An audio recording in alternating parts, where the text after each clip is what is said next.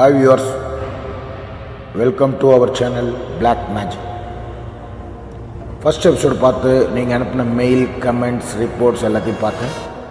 ஏன்னா நிறைய பேர் ஒரே மெயில் ஐடியில் எனக்கு நிறைய மெயில்ஸ் அனுப்பியிருக்கிறதுனால ஒருத்தங்களுக்கு தகவலை உடனடியாக கொடுக்கலனாலும் ஆனால் கண்டிப்பாக ஒருத்தங்களோட நான் ரிஜெக்ட் பண்ண மாட்டேன். யாருடைய பிரச்சனையும் நான் அவ்வளோ ஈஸியாக விட மாட்டேன்.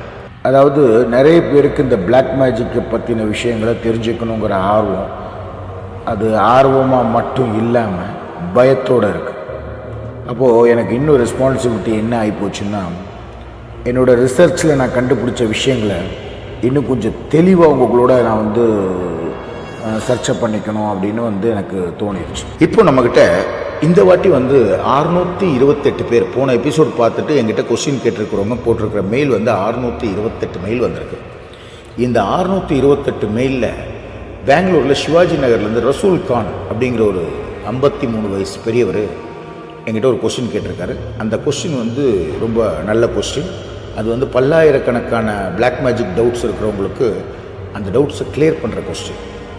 அந்த கொஸ்டின் என்ன அப்படின்னு கேட்டிங்கன்னா, இந்த பிளாக் மேஜிக் அப்படிங்கிறதுல இந்த பில்லி, சூன்யம், ஏவல், செய்முறை, இந்த மாதிரி ஏதாவது ஒரு விஷயம் எதுவான இருக்கட்டும், அது நம்மளை தாக்கியிருக்கு அப்படின்னு நான் எப்படி தெரிஞ்சுக்கிறது அப்படின்னு கேட்குறாரு. ரொம்ப நல்ல கொஸ்டின். முதல்ல உங்களுக்கு இந்த பிளாக் மேஜிக்கால் நீங்கள் பாதிக்கப்பட்டிருக்கீங்களா அப்படிங்கிற விஷயத்தை நீங்கள் உணரணும்னா ஒரு விஷயம் பக்கா, ராத்திரியில் தூங்க மாட்டீங்க. எல்லாருமே நிம்மதியாக படுத்து குரட்டை விட்டு தூங்கிட்டு இருப்பாங்க. உங்களுக்கு மட்டும் மேலே விட்டத்தில் ஃபேன் ஒரு அடி கீழே உங்கள் தலையில் விழ போகுதுங்கிற மாதிரி தோணும்.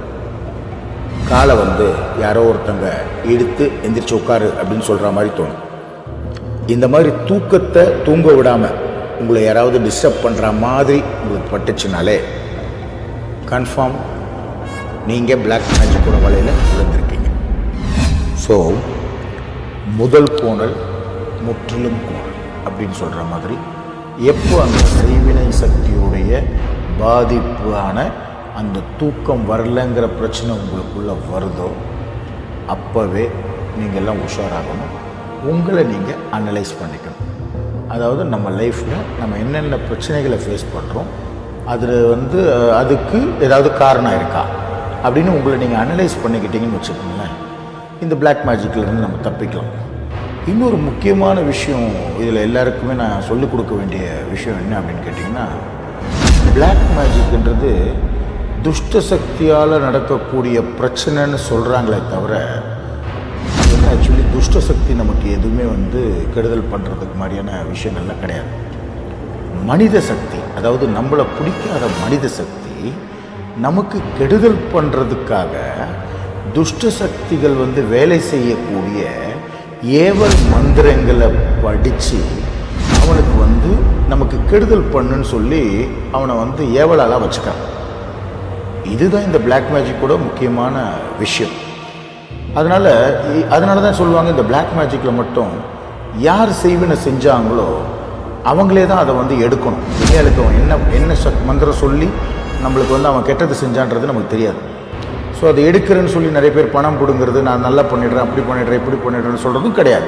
அதுவும் போய், அதாவது நான் ஒருத்தனுக்கு கெட்டது பண்ணுறேன்னு சொல்லி ஒரு ஏவல் சக்தியை உபயோகப்படுத்தி உங்களுக்கு நான் கெடுதல் பண்ணேன்னா, நான் தான் திருப்பி அந்த ஏவல் சக்திக்கு நீ வச்சு அதை திருப்பி எடுத்துகிட்டு வான்னு சொல்லி அதை நான் அனுப்பணும்.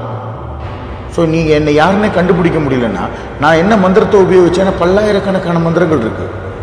நான் என்ன உபயோகப்படுத்தி ஒரு துஷ்ட சக்தி ஏவலை உங்கள் மேலே ஏவி விட்டுருக்கணும், அதை நீங்கள் யாராலையும் கண்டுபிடிக்க முடியாது. வேணால் ஒரு வேலை பண்ணலாம். இப்போ நான் நிறைய இதில் ரிசர்ச் பண்ணி நிறைய விஷயங்களை இதில் அனலைஸ் பண்ணிட்டதுனால எனக்கு ஒரு விஷயம் பண்ண முடியும், ரிவர்ஸ் பண்ண முடியும். உங்களுக்கு யார் கெட்டது செஞ்சாங்க